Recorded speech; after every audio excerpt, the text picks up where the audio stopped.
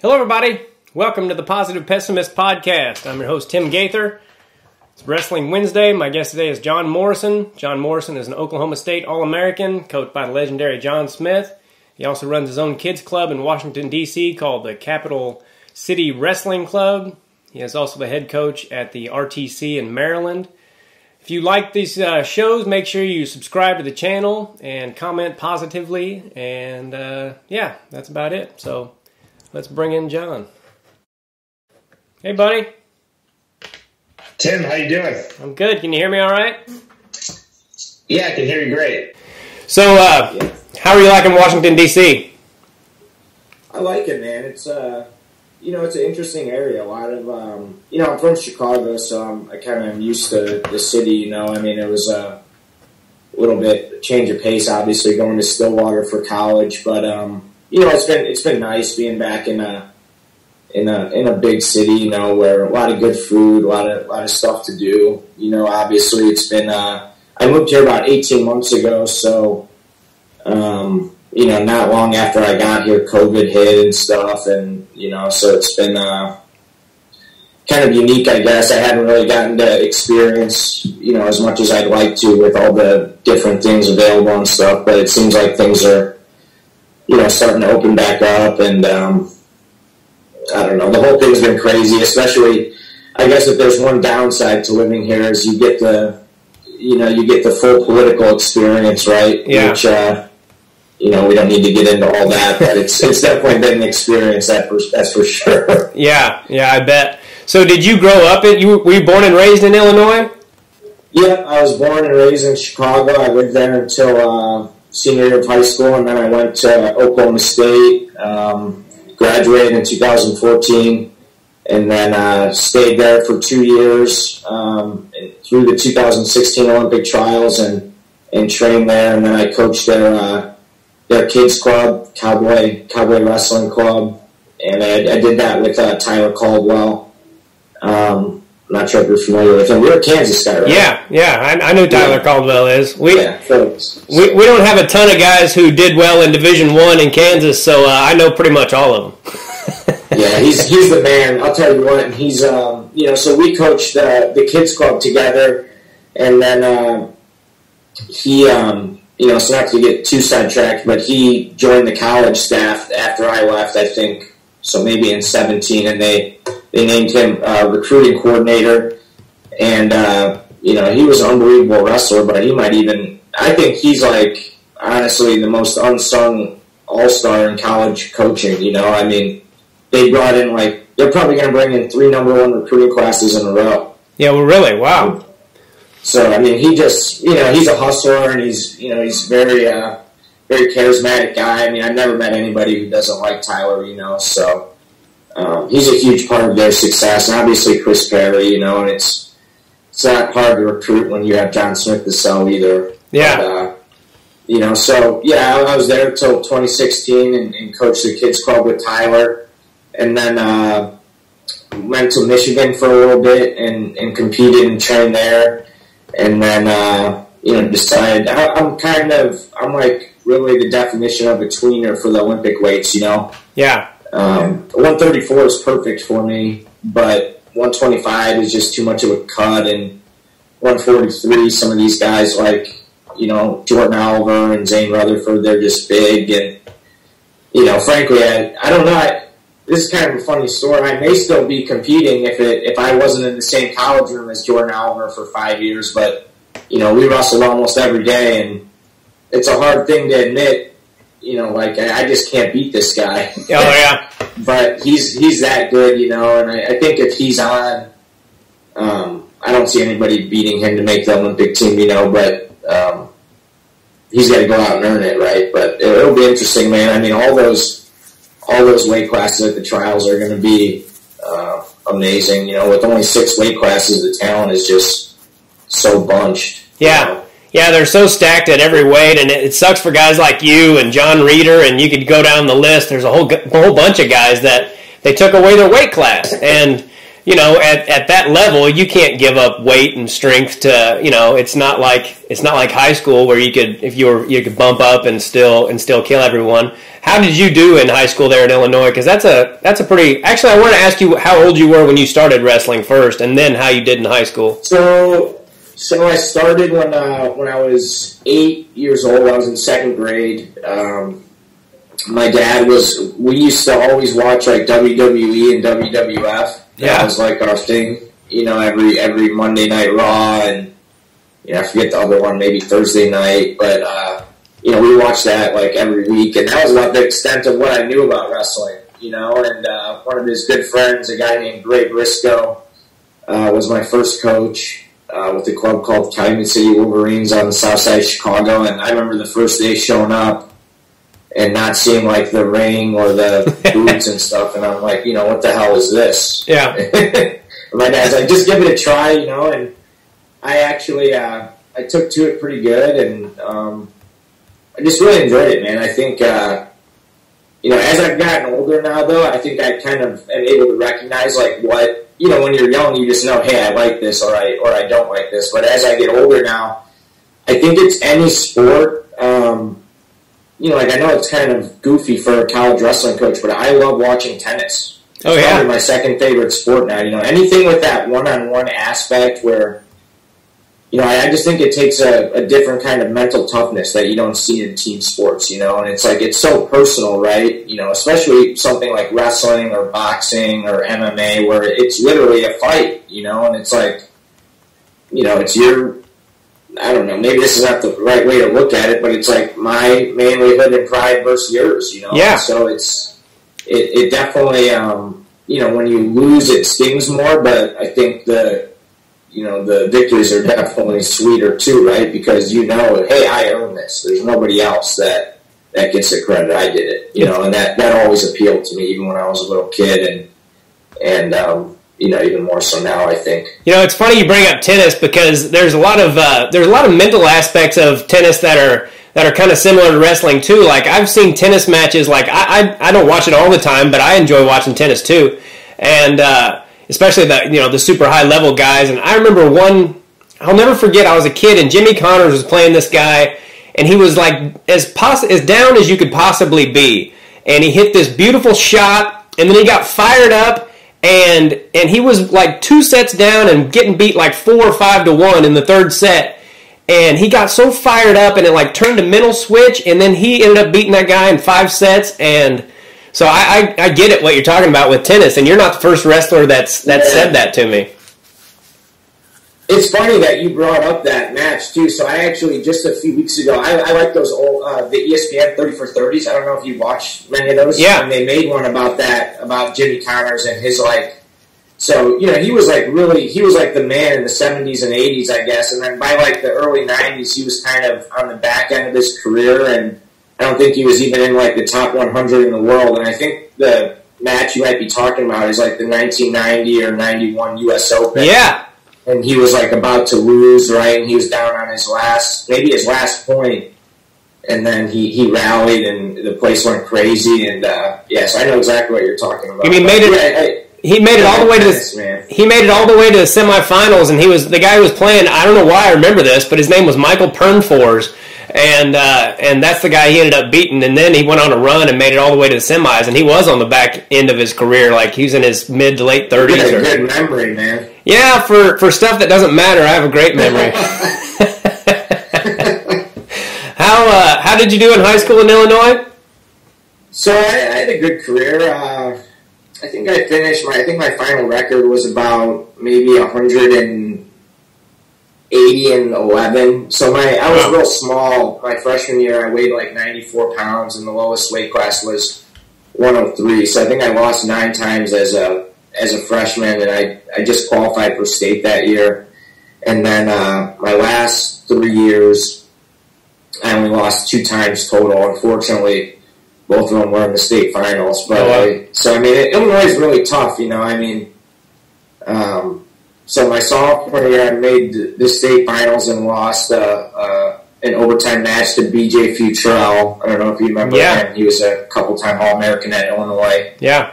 And then and we're good friends now, and then my junior year I was an undefeated state champion, and then my senior year, Tony Ramos and I were both in the same weight class. I think we were either 1 and 2 or 2 and 3 ranked in the country, depending on like what magazine you looked at. But I was committed to Oklahoma State. He was committed to Iowa, so it was a big deal, and super fun match to be a part of. It would have been a lot more fun if I won, but all the respect in the world to him. He's a tremendous competitor, man, and so it was. I had a good high school career. Obviously, you always look back and wish you could have won those finals matches. Yeah. But the older I get, I'm like, man, I had a good career. What made you? I mean, I imagine you had all kinds of people wanting you to go to their school. What made you decide on Oklahoma State? So I took my recruiting visits. I visited, and I always thought I would stay close to home because I had a great club coach growing up with Sean Bornett. He's the head coach at Michigan now, but for about 15 years he ran team overtime in Chicago, and just throughout the years, like different coaches that would come in that Sean was friends with, like Donnie Pritzloff. Was at University of Wisconsin at the time.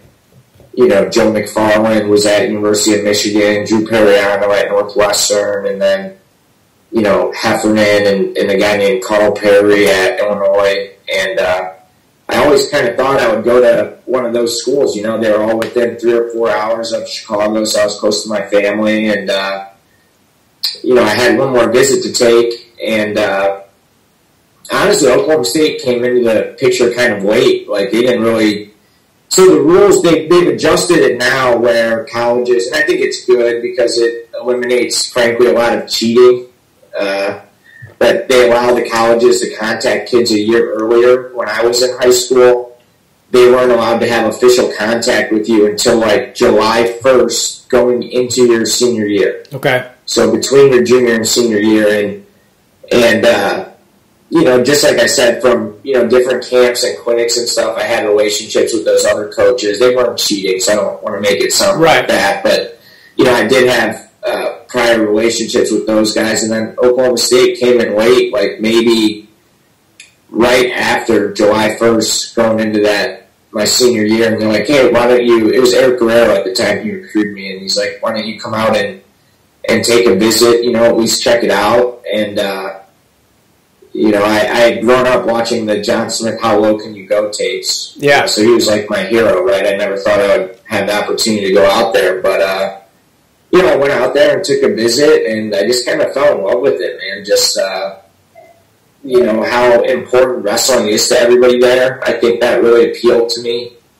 And, you just couldn't beat in terms of the practice partners that I had between, Coleman Scott, Jordan Albert was there, Obi Blanc was there making world teams at that time.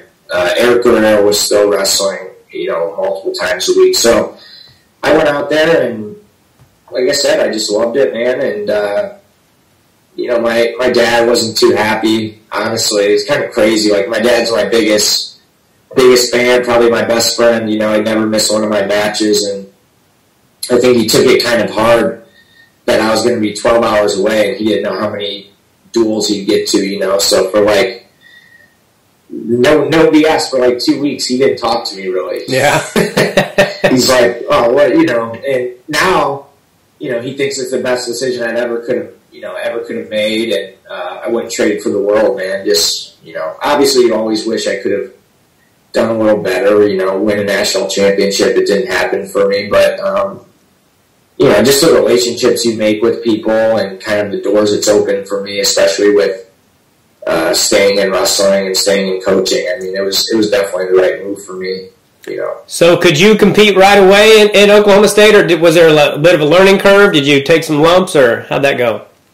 No, I'll tell you what. I hear, it's funny you ask me that. I hear a lot of guys, that say, I came into the room and I couldn't buy a takedown for 2 months, and, obviously I really struggled with, Jordan and Coleman, who was, pushing to make an Olympic team at that point. But, really, I did really well, man. I mean, I was able to hold my own with almost everybody in the room and score takedowns and stuff. And, so I didn't really have that experience where I came in and got beat up for 6 months. I think, a big part of it was, like I said, I had good coaching in high school, right? And we had a lot of good partners. There was, in that overtime room, there was probably, man, I could go back and count probably 10 or 15 Division I All-Americans that were in this high school club room. Between myself and the Dardanes brothers and, Jason Surtsis and Conrad Poles and Brandon Preeson and just all these guys, and just having good fundamental coaching. I think I knew how to just hold position really good. My fundamentals were good.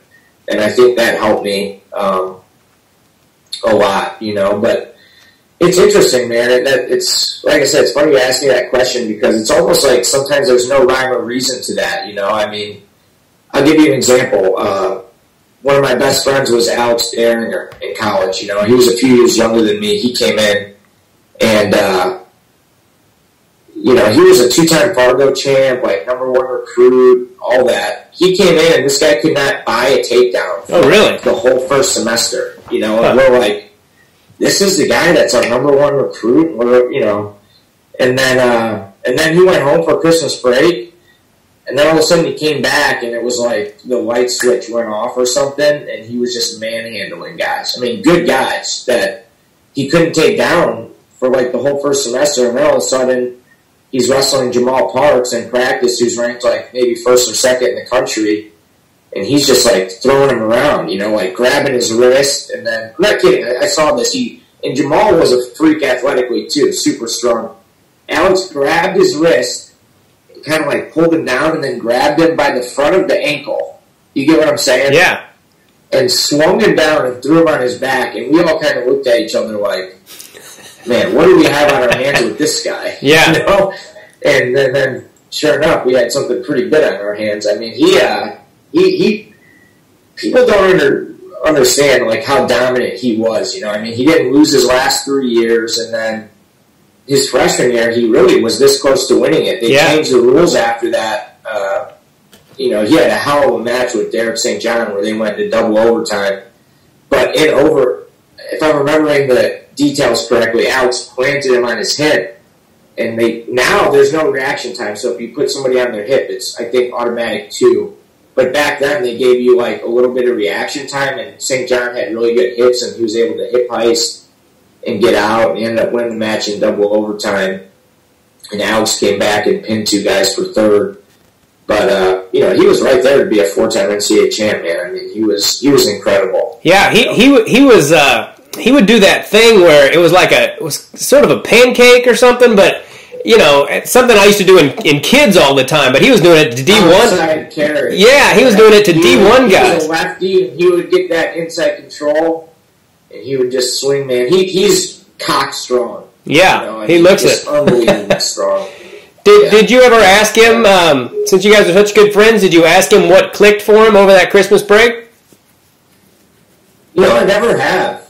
I should do that. I wonder if his now I probably should. Yeah, I wonder if his parents talked to him. I think it was just if I had to guess, I mean, I really am going to ask him, so I'll get back with you on that too, because I'm curious now too. But if I had to guess, I think I think he went to a small public high school in Wisconsin. I don't think he had like real great training partners, and not to bash his coaches. I'm sure he obviously had some really dedicated guys working with him, but I think like just in terms of his like really fundamentals and being able to hold position and just kind of slow these older guys down, I don't think that was like his forte. Yeah. So I think he probably just had some catching up to do in terms of like just the basics, learning how to stay in position and that kind of thing. But I think once he figured that out, his natural ability kind of took over. He could always score points. I mean, in high school, I think he typed his way through Fargo once or twice. So without knowing him at all, maybe it was some kind of mental thing too. Maybe he had to go home and be like, his dad be like, "Hey man, you're as good as anybody," or whatever. I don't know, without even knowing the guy. For sure, and I was actually just talking to my one of my wrestlers' parents about, I don't know if you listened to the new Smith podcast yet. I haven't yet, no. Oh, man, it's great. The Wrestling Changed My Life podcast, Ryan Warner did it. Okay. And, and so it's a 7-episode series, and he dropped them all at the same time, kind of like Netflix style. So I binged them all in one night. I think each episode's like 30 minutes, but even guys like, Pat and John Smith, it's like you see 4 NCAA titles and you see, 6 straight world and Olympic titles, but you don't know what goes on in between that, right? You don't just go from point A to point B. Yeah. It's like, how do you go from when you're John Smith to not, placing at NCAAs as a freshman in 1985 to all of a sudden in 1987 you're winning a world championship? Yeah. There's some struggle there, right? And there's some, soul searching and overcoming some mental hurdles, and it was just really interesting and I knew a lot of those stories from, knowing John and Pat personally and stuff, but to hear them again and stuff, and just, I told all my kids at the club, I'm like, this is required listening for you guys, because I tell them all the time, I'm like, the difference between the guys who are the really elite wrestlers and the guys who maybe you don't ever hear about, all it is persistence. Everybody fails. Yeah. Some failures are more high profile than others, but it's really making up your mind, hey, am I going to get back up and put one foot in front of the other, or am I going to feel sorry for myself and make excuses and go that way, And it's just really interesting to kind of, learn different people's stories and kind of what makes them tick.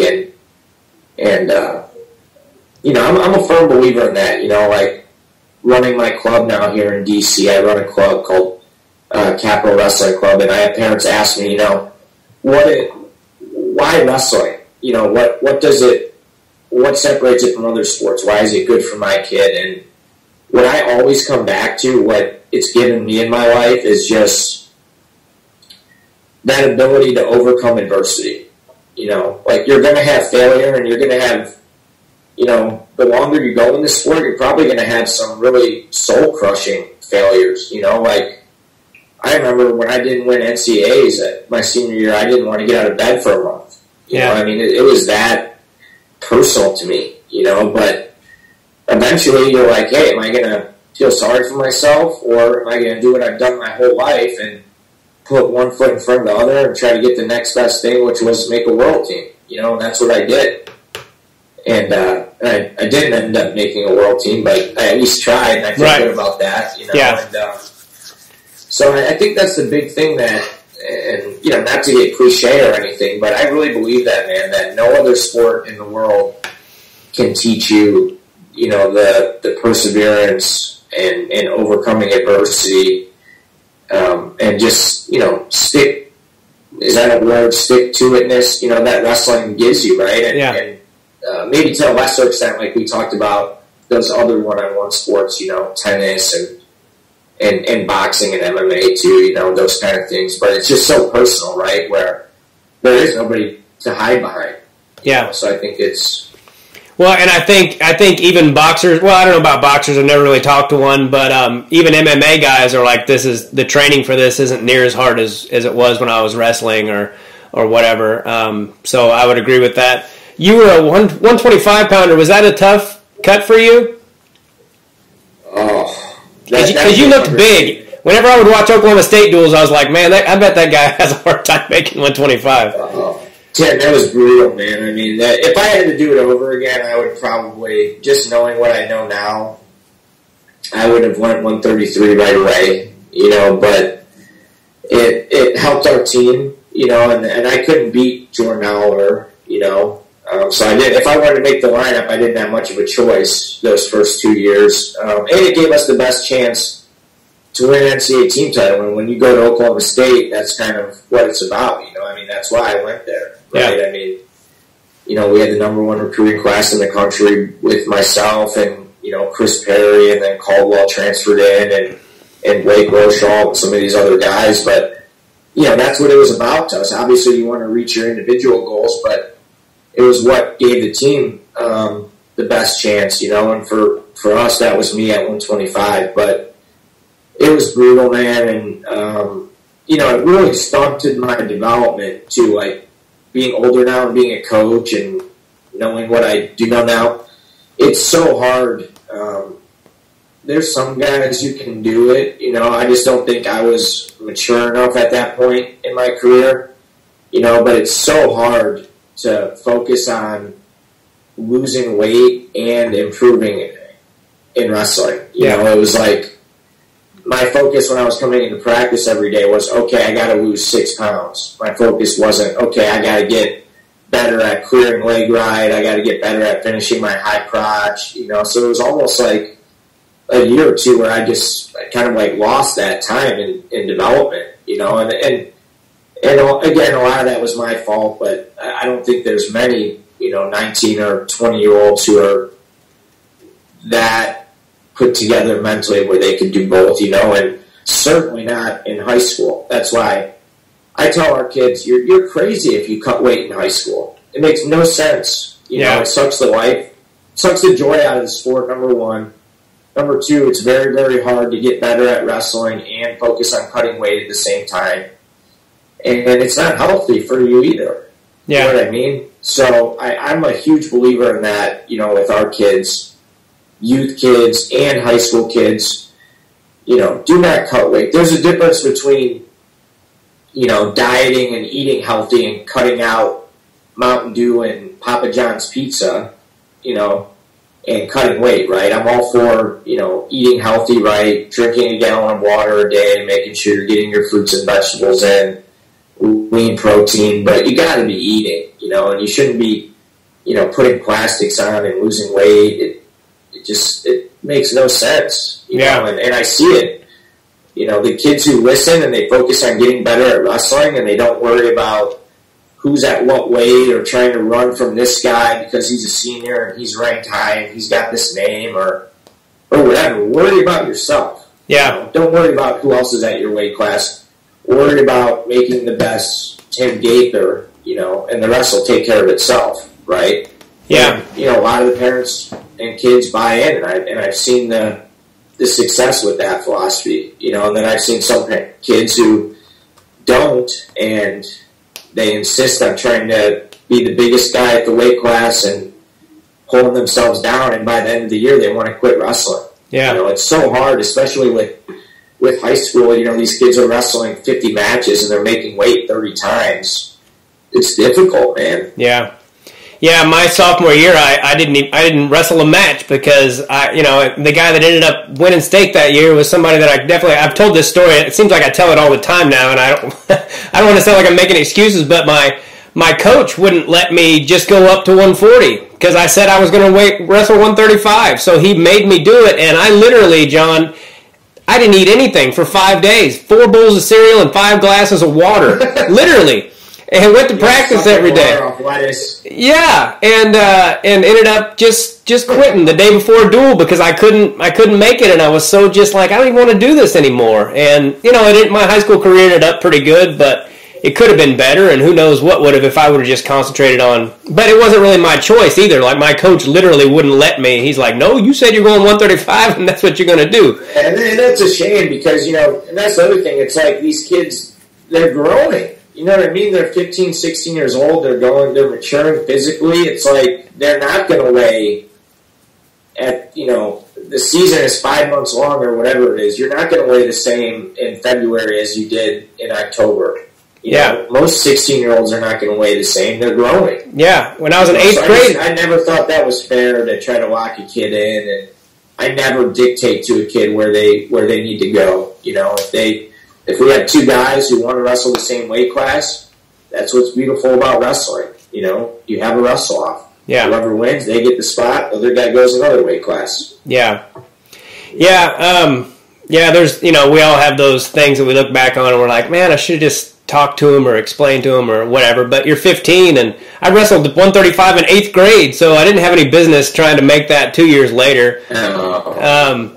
But anyway, without making that about me or whatever, but so it was a brutal cut, and so I imagine that made your it was bad. I imagine that made your national tournaments tough too. Tell me about your national tournaments.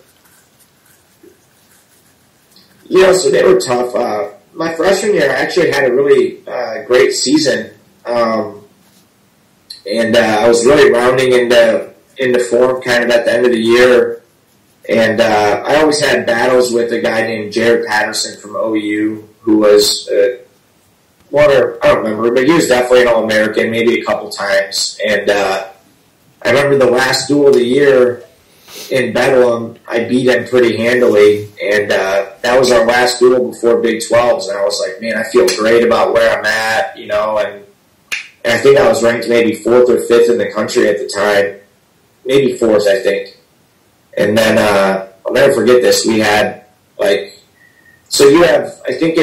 think there was 2 weeks between the last duel in Big 12s, and then 2 weeks between Big 12s and NCAAs, and maybe like a week after that OU duel, we had a Friday practice. Wrestled good, felt fine, and then Coach Guerrero asked me if I wanted to go to the Oklahoma high school state tournament with him just to watch and help with recruiting a little bit. So we went, and my knee, I was like, man, I had jeans on, and I'm like, my knee just feels funny, and it started to hurt. And I kind of told Eric, I'm like, man, something doesn't feel right with my knee, And he's like, well, did you hit it at practice or twist it? I'm like, no, it just started to ache. And then by the time we got home and I tried to go to sleep, I woke up at 3 in the morning, and I went in the bathroom, and my knee was swollen the size of a cantaloupe, and it was super red and hot to the touch. And we went to the ER right away, and I had a staph infection in the bursa sac of my knee. So, kind of crazy. If I wouldn't have went to the hospital that night, it was such an aggressive staph infection that they said I could have lost my leg. Wow. So, I wrestled Big 12s, shook hands the first match, and then injury defaulted. And still, I got wild carded into nationals because of my body of work over the season. And then I think I still got seeded too, which was kind of crazy. I think they just didn't know how, injured I was. And so I went into the tournament, and, no excuses again. I could have probably been tougher with it and, done a better job with it mentally. But it was tough, man. I mean, I was in the hospital on IV antibiotics for 2 or 3 days, and then taking super strong Bactrim oral antibiotics, and you're supposed to rest and be pushing tons of fluids on that stuff, and instead I was riding the airdyne in the sauna with plastics on it so I could make weight. Yeah. And it was just tough, man. I went 0-2 at nationals, and my sophomore year I didn't place either. And then my junior year I went up, and an All-American, I got 5th. And then my senior year was probably the toughest one to stomach, just because I had a great season. I think I was 25 or whatever and won. And I think I went to nationals as the 4 seed. And I had always, so the other guy I wrestled from OU was Cody Brewer, who ended up being national champion. He was tough. Yeah. And I had always, he was really, really tough, but I kind of always had Cody's number, I mean, we wrestled between the duels twice a year and Big 12s, we wrestled 6 times before nationals, and I had always beaten him by 5 or 6 points. And, give him credit, man. He came out ready to wrestle, and he kind of got on me from the whistle, and I think I just wasn't ready for it, and I think I let the nerves get to me some, and started putting that pressure on myself, I think I started feeling hey, I have to do this instead of this is something I want to do, and just didn't handle the pressure well, man, and I did get caught too. He caught me in the cradle and pinned me, and I just wasn't able to regroup like I needed to come back on the backside mentally, and I didn't end up placing, and that was probably the hardest, thing for me to deal with in my wrestling career, just because I had, I felt like I'd earned it, man. I'd worked so hard. I put everything I had into it, and it just goes to show you in life, man. I guess if I learned anything from that whole thing, it's like, you can do everything right and have all your ducks in a row and feel like you deserve it, and it still cannot happen. Right. It doesn't mean you did anything wrong. It's just, it's life, man. You're not always going to get what you want, right? And I think it was a valuable lesson for me now that I'm, 30 years old and I'm able to look back on it. It freaking sucked at the time. So don't get me wrong. I didn't want to go through that, but I think it's definitely made me a better coach. It's probably made me a better, boyfriend, better brother, son, all those kind of things. Just kind of, all that, right? So. Yeah, everything that happens in your life, whether we like it or not, it usually happens for a reason, especially if you believe in God and all those things. It's just not always supposed to work out the way we want it to, and it sucks. Yeah, and I'm a big Christian too, and I see you post a lot of the stuff you post, Tim. I like. You're probably one of my favorite, not to give you a big head or anything, but you're one of my favorite followers on Facebook and stuff, man. Just a lot of the stuff you say makes a ton of sense to me, and I think that definitely, and not that God cares about my wrestling matches, but it definitely helped me become a little bit stronger in my faith too. Just that, hey, this is part of God's plan for my life, right? And sometimes you can ask why and why, but at a certain point you just kind of got to throw your hands up and say, hey, I trust you, man. And I think once I was able to do that. And that's probably the biggest thing I took from that, honestly. Yeah. From that whole experience that I've carried with me through my whole life is I don't try to question God no matter how tough things get, all right, God gives his hardest battles to his strongest soldiers, Yeah. I really believe that too, so. Yeah, the more I learn about God, the more I learn that those things are supposed to happen, and life isn't always supposed to be easy, and I appreciate you saying that about Facebook, because these days it's kind of I don't know the word for it, but it's not always easy to say certain things on Facebook. And I'll be honest with you, I've always admired you and loved the way you wrestled and loved watching you wrestle. So when I first met you in Little Rock, and then you would like some of the things that I would say on Facebook that I was a little worried about putting on Facebook, for lack of a better way to say it, and I would see that you liked it or whatever, as dumb and childish and high schoolish as that sounds, I was like, well, Jon Morrison thinks it's okay. No, man, I admire the things you say, Tim, and just, having the courage to say it too, man, because you're right, it's like people are so politically correct now, and it's like, we've lost, whatever. And I like to consider myself like kind of a moderate politically, and not to get into all that and stuff, but it's like, I think it's a real shame now how people have lost the ability to have any kind of civil discourse, like if you don't agree with me, it's right away, Yeah. And it's, I don't think it's healthy, man. It's, I think it's kind of indicative of where we are. Yeah. In our country, with people storming the Capitol building and us against them, and it's a shame. Yeah, and I'm the same way. Like, I don't really subscribe to either party necessarily. I just care about the truth, and people think, people think if you say this, well, you're that way, and I'm like, well, I'm for both as long as you're telling the truth, But right. Anyway, again, without getting into all of it, I did want to ask you about what it was like to be coached by John Smith, because that guy, he's the Michael Jordan of our sport, and he's. I met him once, very briefly, and I think I went up to him and I was like, I just want to shake your hand, and he looked at me like, all right, dork. Because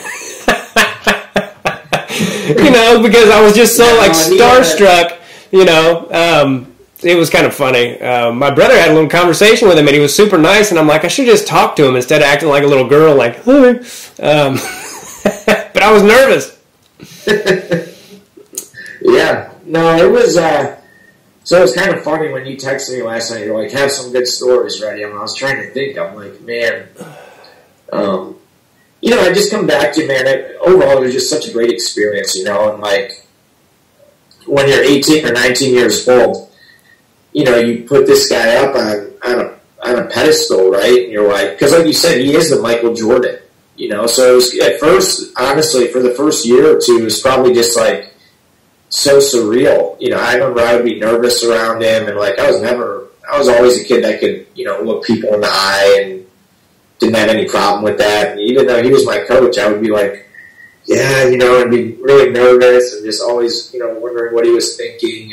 But I'll tell you what, man, just the one thing now, again, being older, right, and being a coach myself and coaching kids is like, so many of the things that he would say to us, and he would say consistently over and over, certain things, and it would be like, I would listen, but I don't think I was like listening, if that makes sense. Yeah. Now that I'm older, I'm like, man, why didn't I really take that in when he was telling us that stuff, and like little things, like I can remember he would tell us all the time, and he would say, what you do in these next 4 years is going to determine what your quality of life is for the next 50. And he's like, I'm not trying to overstate that. He goes, I'm not trying to scare you guys. And there's always people, who mess up in college and bounce back and are hugely successful, right? But by and large, like what you do in those 4 years is kind of going to determine, what your quality of living is like and that kind of thing, And he was huge on that, man. As big as, and trust me, wrestling's very important at Oklahoma State. It's and I think people forget that sometimes that, it's a results-oriented business, right? So you're trying to, create good human beings, but they got to win too. Otherwise, you won't have an opportunity to create very many good human beings because you're going to get fired. Yeah. But I'll always give Coach Smith credit, man. He was very serious with us about, our grades and how we carried ourselves, outside of the wrestling room, and just, kind of reminding us that we did have profile on campus and, don't be an asshole, right? I mean, nobody's going to want to be friends with the guy that's starting fights at the bar to be a tough guy because you wrestle. You know what I mean? You're not going to prove anything by picking a fight with a fraternity guy. And then just obviously being around him technically, I've been fortunate to be around some of the best coaches in the country. Like Sean in high school, my high school coaches for my actual school were really great too. With Eric Siebert was a national champion at University of Illinois, and Mike Poles was a really, he's a Hall of Fame high school coach in Illinois. So I've had an opportunity to be around, and Sergei Beloglazov at Michigan. I've had an opportunity to be around like the best of the best, but Coach Smith is just a different level, man. I mean, he is a wrestling savant. Like he can look at technique changes over the years, right? Or new things start getting introduced.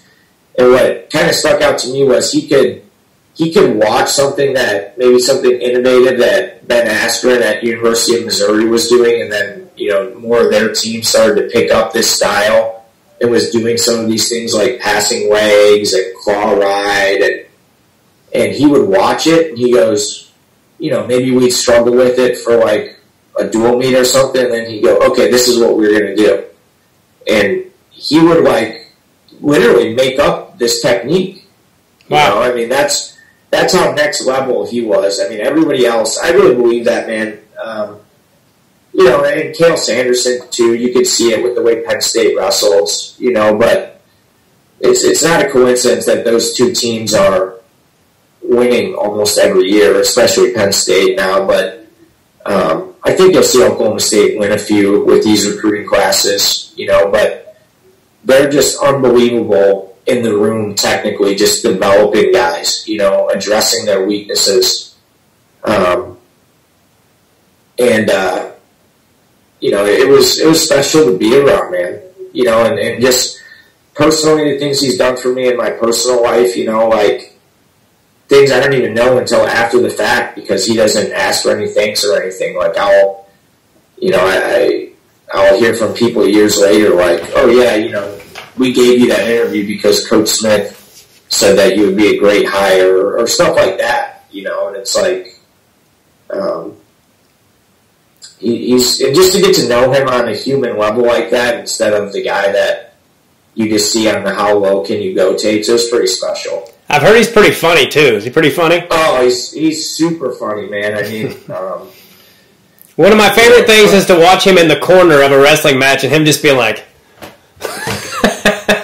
he's a character. He wears it on his sleeve, you know. I mean, so I'll give you one story. I don't know. He might be mad at me for telling this one, but we had a duel mate. I can't remember who it was against, but we wrestled like crap. It might have been against OU, and it was so bad where he didn't do this often at all. I can remember maybe 1 or 2 times in my whole career, but we lost to OU in Norman for Bedlam, and that just didn't fly. Like we don't lose to OU, you know. And so we get back, and he's having us work out, and while he's having us work out, he's, you know, like yelling at us, and he's like, you know, some of you guys, he's like, I can show you every move in the world, but you don't have any grit, do you? You know, I mean, it's like, you'll never be worth a damn. And he's like, you got to have heart, H-A-R-T.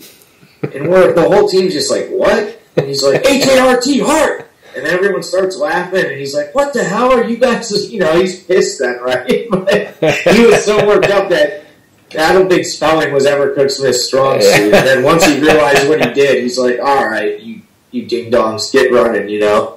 Now you're doing more sprints. Yeah. But, yeah. It was awesome, man, you know. And then another thing I always thought was super interesting about Coach Smith was he's, you know, so you said you met him once, but I'm sure you've seen a lot of his interviews and stuff too, you know, and he's very deliberate when he speaks, right? He's not in a rush, you know. He thinks about what he's going to say, and he was the same way when you'd be having like a meeting with him or something, you know, about, you know, something serious. And I remember I get so nervous, like going into his office, like, you know, and you know, he'd sit back and he'd cross his legs and he'd be like, yeah, what's going on, son, you know, and you'd talk to him, and then, you know, he would kind of look at you and you know, he'd go. And it would be like 30 seconds, you know, and then half the time he would go, yeah, well, this is what we need to do. All right, you need to be coming in, you know, early, getting these workouts in, talking to, you know, and then he'd go on this spiel, right? And then the other half of the time, he'd sit there for about 30 seconds, and he'd be, you know, and then he goes, what were we talking about again? So you're like, I don't know, just wait, I guess, you know. Yeah, I had Jim Scherer on my podcast, who was like a 2-time world silver medalist, and I think a silver medalist to the Olympics, and they were on some teams together, and he said that Coach Smith was like that, like they would always have to like make sure he knew he had his boarding pass and all that, because he would lose it from one boarding gate to the next. You know, he'd be like, where's my stuff? You know, so I think guys like that. I think he's not the most organized. Yeah.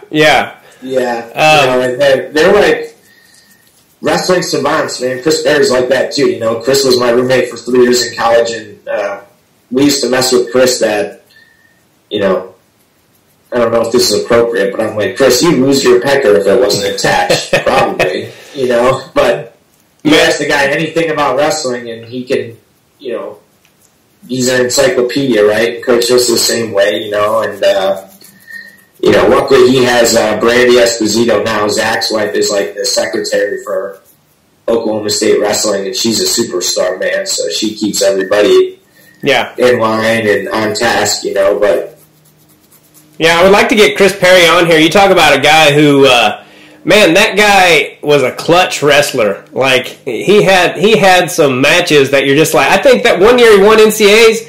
he had like 4 overtime matches, or maybe 5. I don't know, but he just pulled it out. He just knew how to win. The guy was a winner. I used to tell Chris, I'd go, I remember I came up with this my senior year in college. I should have made a t-shirt out of it. I probably would have sold a lot. I'm like, there's only 3 things sure in life: death, taxes, and CP in the double overtime ride-out. Yeah. Like, he would, man. He had ice in his veins, and he was probably the best top rider I've ever seen, just in terms of keeping the guy down. I mean, you see somebody like Spencer Wheat now who can, turn guys 4 times in the first period, but in terms of just riding with, legs, double boots, Chris was unbelievable, man. Yeah. What's the best victory you've ever had in your life, as far as it could be a tournament, or it could be 1 win, or going back to high school, or anything? Ooh. Didn't you won the Bill? Was it the Bill Farrell or the Dave Schultz? It was the Bill Farrell. I won that. That was a good win. I had I remember like back to back. I had a really good Uzbekistan guy who was like I don't know if he was a world medalist, but he was on their world team multiple times. And I beat him, and then I beat Seth Gross, and then I beat Tyler Graff. So that was definitely a good tournament. Yeah. If you ask me, just like in terms of what meant the most to me, like at the time, I'd probably say that high school state title. Just because there's nothing better at that age. It's like it's what you've looked forward to your whole life. I went and watched the Illinois State tournament every year growing up, and then to finally, win that was special. I mean, maybe, winning the round of 12 match at NCAAs, being All-American, my Fargo finals match, winning that in high school, but yeah, probably one of those, I guess. Yeah. Going back to John Smith, I wanted to ask, was it, if he felt disappointed in you, was it like the worst feeling ever? Like, did he ever... Oh. Yeah. The worst, because you didn't have to say much. You know what I mean? It was like you could read his facial expression, and it was just like, man, yeah, I let him down. Because he was the last person you ever wanted to. He didn't have to like yell and scream at you to get a point across. And that was one thing I always really liked about Coach Smith. He didn't really degrade you. I mean, I see some of these other coaches, and I see how they talk to kids and stuff, and it's just like super disrespectful, man, and it's like I wouldn't want to wrestle for that guy. Yeah. They just belittle people, and that was never his intention. I'll give Coach a lot of credit, man. He was a pragmatist. He would tell you, hey, this is what it takes if you want to win. There's no secret to it. You get out what you put in. If you want to win an NCAA title, you got to do X, Y, and Z. I've done it. I've coached 50 guys who have done it. So this is what it's going to take, and if you don't want to do it, we'll probably have to go recruit somebody else who does. Yeah. And I think at any time in life when you're up front like that, it eliminates a lot of problems because you know what the expectations are. Yeah. Well, now that you're a coach, especially at the kid level, what do you emphasize the most when you're coaching kids? Skill development, and again, I learned that from Coach Smith. It's like ultimately the guy who's going to win in wrestling is the guy who has the better technique. You got to be fast enough, you got to be strong enough, you got to be flexible enough, but ultimately skill wins. So we spend most of our time just really on technique, and with the real little kids, we spend a ton of time on just basic physical literacy development, learning how to jump rope, learning how to do a cartwheel, learning how to do a front roll, because they don't have the fine motor skills and coordination really to learn very much technique anyways. Yeah. Or the attention span really.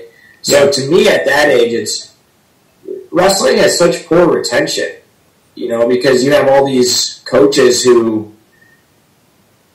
try to, I don't know, think that they get an ego out of, winning the 8-and-under Tulsa Nationals team title or something. And it's like, this doesn't matter, guys. Right. So I try to take, a long a long haul approach to it and let the parents and kids know, hey, this is a marathon, it's not a sprint, right? So as long as, and again, going back to that persistence and perseverance, as long as you keep a positive attitude and you keep coming back and you don't beat yourself and kick yourself when you're down, we're going to get there. It's just a matter of when. Right. You know? So that's kind of what I try to preach is just, you know, skill development, positive attitude, and just keep coming back, man. Yeah, I really hope that my son, he's only 2 now, but I really hope that he's into wrestling. I don't want to force it on him, you know, because I know it's not for everyone, but I know how good it can be for him, and he's already got like these. He's just a physical kid, you know. Like you can tell if he wants to be an athlete, he probably can. You know, I was a pretty decent wrestler, and my wife was a good athlete, and he's got some other genetics in his family, and so I just want him to love it more than anything and get good at it. Like I was worried about winning, you know, state at 7 so much that I would be undefeated and then get beat out at state because I thought it was such a big deal, you know. And it's like if he gets to that, if he wants to wrestle, I'm just going to be like, it's just about getting better, dude. You don't have to, you know, like you said, I don't care if you're an 8-and-under state champ. That doesn't mean crap in the long run. See, but you've been through it, you know what I mean? And I think that's the benefit of, you know, having a dad that has wrestled, right, is, you know, it isn't about, like you just said, it's not about winning when you're that age. Nobody cares. You know, I won Tulsa Nationals and stuff. Trust me, I trade all that stuff. Yeah. You know, nobody cares, right? It's like, it's about, you know, getting better, having fun, and yeah, man, I mean, I think, and you know, I tell my girlfriend all the time, she's like, well, are you going to, if we have a boy or girl, are you going to have them wrestle? And I'm like, that's totally up to them. Yeah. You know, I'm not going to force my son to wrestle just because that's what I did. Yeah. If my kid wants to play the saxophone, I'll help him try to be the best saxophone player he can be. I was rereading one of my favorite books, Book of Five Rings with Miyoto Musashi. I don't know if you ever read that. I have not, no. So there's a quote in it that's really awesome, and it says, once you know the way, you will see it in all things. And basically it just says, like, once you learn how to master a craft, you know, whether that's violin or wrestling or whatever, you understand the work and discipline and time it takes to really get good at something. Yeah. You know? And so whether that's wrestling or like I said, saxophone or art or whatever, you know, I do think that's one thing I've taken from wrestling is I understand the work ethic and commitment necessary to really excel at something. So that's something that I'll be able to give to my kid, whether, you know, she wants to sing or wrestle. Yeah. You know? Yeah. Yeah, absolutely. I mean, selfishly, I'd like him to wrestle just because I don't know a lot about a lot of things, but that's something I know a few things about, and, you know, but... Right. I like me too. Trust me, I want my kid to wrestle. Yeah. If he doesn't, I won't hold it against him. And no matter what he wants to do, I think I'll be good at the mental aspect of it, you know, because I got so worked up about whatever, and I still do sometimes. You know, I've been doing stand-up for a living for 20 years, and sometimes I get so nervous you'd think I'd never did it, and that goes to be nerve-wracking, man. Oh, yeah. It goes way back to childhood, and I have to deal with it the same way. Before we wrap this up, I wanted to ask you about your picks for the Olympic team, if you don't mind making them. Sure. Yeah, it's tough. I know. So I'll go kind of a homer here. I'm going to go Dayton Fix. Although I don't think these are homer picks. I really do believe. I think Dayton Fix, although it'll be super interesting to see him versus Spencer Lee. And yeah. I'm not going to count out Thomas Gilman either. And I'll tell you what, man. I mean, Nick Suriano has never really done much freestyle. But I was just over on that France tour. And he ran through that tournament. I mean, it's not like he wrestled bums either. He beat the Azerbaijani guy first round, who's top 3 in the world right now. Wow. So he's just getting his feet wet in freestyle, and he's a different cat mentally, man. Talk about, he is locked in. Yeah. You know? Yeah. But I guess if you made me pick right now, I'd go Dayton Fix. I think 65, I'll go Jordan Oliver. 74, I'll go JB. 86, I'll go Taylor. 97, Cox. And heavyweight, I'll go Gwiz. Okay.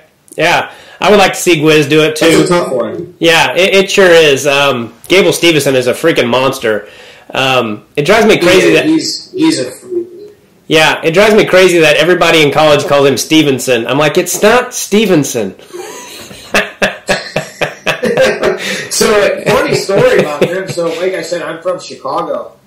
I don't think people realize they're originally from Chicago. I didn't know that, no. Yeah, so they're from like Northwest Indiana, like an area called East Chicago. But yeah, so he had two older brothers. The oldest brother that was my age actually passed away. It was kind of a really sad deal, but so I knew the two older brothers much better, right? And then maybe like the last year that I was around them before they moved, Gable was like a little baby in diapers, and he's running around and we're like, what's the kid's name? And the dad's like, Gable. And we're like, oh my gosh. And then sure enough, he turns out to be a freak. Yeah. And the dad was always a really nice guy too, and I see him around now, and he's always very polite to me and stuff, but I mean, he kind of called his shot on that one, naming his baby Gable. Yeah. My son's second middle name is Colat, and sometimes I'm like, should I have named him that? Like, it's cool, man. Yeah, especially the middle name, because if he's not a good wrestler, I just won't tell people his middle name's Colat. Yeah. So you think Jordan will get it done against Dake, and you think Cox will knock off Snyder? I think so. I mean, they're such good matches, man. I mean, it's hard to pick. I'm a fan too, right? It's like I can't wait to see him. I guess if you made me pick, I think I just can't pick against Burroughs, man. He's so clutch. Yeah. It's like when him and obviously Dake are both unbelievably talented. They're both phenomenal athletes. I mean, they both have phenomenal technique. Obviously Dake is a phenomenal winner too. You don't win 4 NCAA titles without being a winner. Yeah. I just have a hard time picking against JB, man. It just seems like when the chips are down and he needs that critical takedown, he always finds a way to go get it. And he does those things, like even in that Imar match, he as much as he changes levels and I feel like the guys that wrestle him are so on guard all the time that it wears them out. Like Imar. Absolutely. Yeah, that's what it seems. That from a fan's perspective, I'm like, man, it must be just so tiring to wrestle this guy because you're always like, is he getting ready to double me? Like, oh, shit. Yeah, that's interesting. I never thought about that, Tim, but you're right. I mean, you could kind of almost have one of two ways to go with it, right? Where you can just keep your hand down and not really react to any of the fakes, or try to react to each one. Yeah. But either way, it's mentally draining. Yeah. But that's interesting, yeah. And then I think with the Cox and Snyder match, I mean, I'm huge fans of both of them, but I think Cox is just like a generational type athlete, man, where I think it'll be a low-scoring match, and I just don't see Kyle being able to take him down. Yeah. We'll see. It absolutely sucks that we've got 2 world champions in Dake and Snyder, or Burroughs and Cox, that guaranteed aren't going to make the team. I just think that's such a freaking shame. And my father-in-law was involved in. My wife was a world-class badminton player. She played in junior worlds and all that, and he said it comes down basically to bed space, like there, as far as something like that. Yep. And that's so ridiculous to me. I'm like, well, shit, somebody could kick in some money for 4 more beds so we could have 10 guys on the Olympic team. Yeah, it's very frustrating, and then, like, people don't realize, like, back in 92 and 96 when, Coach Smith competed and those guys, I mean, there was 10 weight classes in the Olympics. Yeah. So in my opinion, it's even harder to win now. Yeah. Especially with, and not to obviously discredit what Coach Smith did or any of those guys. Sure. But, back then it was the USSR, so you only had to beat one of those guys. Right. now you got to beat Russia, you got to beat Belarus, you got to beat Azerbaijan, you got to beat. I mean, to me, undeniably, it's tougher. Yeah. And it sucks that not only did they take away the tweener weights, like yourself and John Reeder and countless others, but, I've said this before on the podcast, I hate that they took the sport away from the littlest guy, like those 105s and 114s. Man, those guys. They were the best. Yes! Bobby Weaver and all those guys, they were so freaking fun to watch, and then they've taken the sport away from the giants. Like if you're a huge guy like Chris Taylor was, you can't wrestle anymore. You'd have to lose 100 pounds. That sucks. Yeah. Shout out Rob Iyer. He's a good friend of mine. Okay. I don't know if you know Rob at all. He made the Olympic team in '96 at like 105 pounds, but... and then, I coached a really exceptional kid who was a couple-time cadet world champion. He's at University of Michigan now with Sean, but Kurt McHenry. Okay. He's unbelievable, but he won his cadet world titles at, 92 pounds and like 105 or something. So he's really having a hard time getting big enough for 125 in college. And I still think he will, but it's taken time for him, right? And that's always been the one thing with wrestling, like you said, that it's for everybody. So It kind of is a shame. Yeah. Yeah, I hope I can get to go to the Olympic trials, because I went in 2016. Coach Tom Ryan got me a couple tickets, and that's the best tournament I've ever been to. Like as far as the every match is like, NCAA champion. It's just drama. You see people's dreams, either being made or crushed right in front of you. So it's very visceral, and I mean, you're right. It's high drama. There's nothing else like it, in my opinion. Yeah. It's going to be in Pennsylvania, right?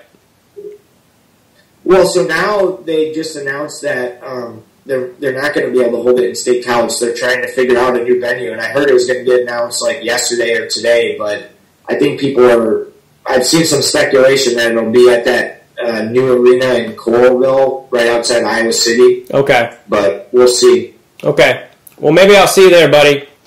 Yeah, it'd be great. Let me know, Tim. If I could try to probably find you some tickets if you need through the RTC. Okay. Is there anything else you'd like to say before I let you go get out of here? No, man. We didn't get much of a chance to talk too much about the RTC, but I am the head coach of University of Maryland's RTC. So anybody who's in the DC area, in Maryland, in Virginia, and you're, a wrestling fan or support wrestling, check us out on social media. We're on Facebook, we're on Instagram, we're on Twitter, just DMV RTC. So if you guys could do me a favor and, check us out, throw us a follow, and, stay posted for events coming up and stuff. We did a few months ago. We did a poker night, and we had Greg Warren is friends with Alex Clemson, so he came on and did the like a half-hour comedy night. Maybe we could get you to do it next time or something. Yeah, I'd love to do it. That term. Yeah, and tell me what it is again. I'll go follow it. Yeah, DMV RTC. That's it. Cool. And that's on Facebook or? It's on all of them. Twitter, Instagram, Twitter, Instagram, and Facebook, yeah. Cool. All right, buddy. Well, my dog's been barking and whining out there forever. I don't know what her issue is, but I'm going to let you go. But God bless you. Thanks so much for taking the time to do this, buddy. No, thanks a lot, Tim. I appreciate it, man. I think it's going to be up tomorrow. So. Okay. Cool, buddy. Thanks, man. All right. And will you put it on your Facebook? Oh, yeah. Yeah. I'll put it up there, and I'll send you the link so you can share it on yours and all that stuff. All right, awesome. Cool. I appreciate it, Tim, man. I had a good time. Good. We should do it again sometime. We definitely will. We got delayed and all that, but no, it's okay. There's tons of questions I had for you that I didn't get to, but if I ask them all, we'll be on here for 2 hours, and you've probably got other things to do. Seriously, we could do it again, man. I had a lot of fun. Awesome. Thank you, buddy. I'm glad you did, and good luck with everything, and I hope this COVID crap is over soon. Yeah, me too. All right, thanks, brother. Tim. God bless you. See you later. All right. All right, everybody. Jon Morrison. Make sure you check him out. DMV RTC. Great dude. I imagine he's a really great coach, and And, I love these wrestling podcasts, and there's always so much to talk about with these guys. I could probably do a 2-hour podcast every time with, at least with the majority of these guys. They're so fun to talk to. And if you enjoy these podcasts, make sure you subscribe to the channel. I'm going to have some other podcasts up soon as well, and solo podcasts and podcasts with people that I find interesting. And I'm going to put some stand-up clips up and all that stuff. And make sure you go to Making It Happen, MACAN, It Happen. Help out little Bo Macon and his family. And I think that's it. So God bless all of you. Thanks for tuning in, and take care. Bye. Do us both a favor and click on that subscribe button.